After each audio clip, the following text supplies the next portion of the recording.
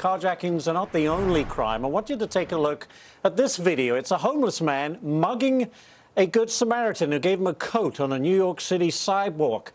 Our next guest says, look, the homeless problem is leading to crime across the country and highlights a policy failure. Joining me now, Central Park Civic Association President Michael Fischer. Michael, thanks for joining us. You know, I'm watching this video and I'm wondering whether in this case the homeless person was just startled by someone who was trying to help him and then reacted in a violent way. But it just speaks to the unpredictability about the homeless on the streets. Well, one of the challenges that we're having in New York City is there's just so many homeless people that are now living on the streets. And most of these folks that are living on the streets are mentally ill. So it's a very, very good chance that that person didn't really know what was going on, maybe even thought that they were going to be attacked or something. And that's a big possibility. And so, unfortunately, the city has, like a lot of other things, has abandoned the homeless people. And this gentleman ended up back on the street again. What they should be doing is taking the person off the street and getting them help and getting them rehabilitated, not leaving them on the street like that where they can commit another crime. You hear a lot of times that the homeless just don't want to go to a shelter. They don't like the rules and they want to be, you know, free and to do what they want to do. How hard is it to get homeless people help?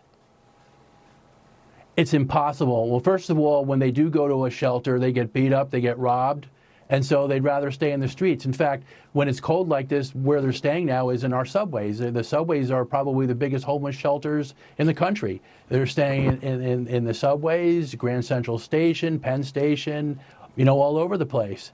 And, you know, unfortunately, the city's just not doing anything to address this issue whatsoever. And you're going to continue to see a surge in crime. Look, you're seeing people being pushed into moving trains. Subway cars, and it's, you know, it's going to continue to get worse. Is there the money and the right programs available for these people?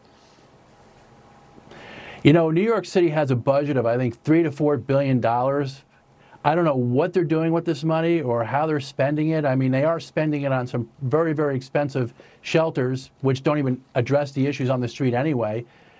So they have plenty of money. It's just not being used correctly. They just don't have a clue on how to handle the homeless crisis here or California or everywhere in between. They don't have a clue.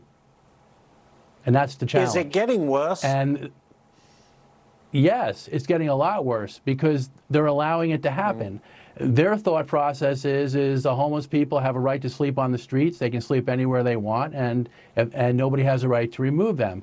And what we should be looking at is coming up with alternate solutions where we can get them off the streets and get them help, and some rehabilitated and back into jobs, and others who can't get rehabilitated, just keep them off the streets.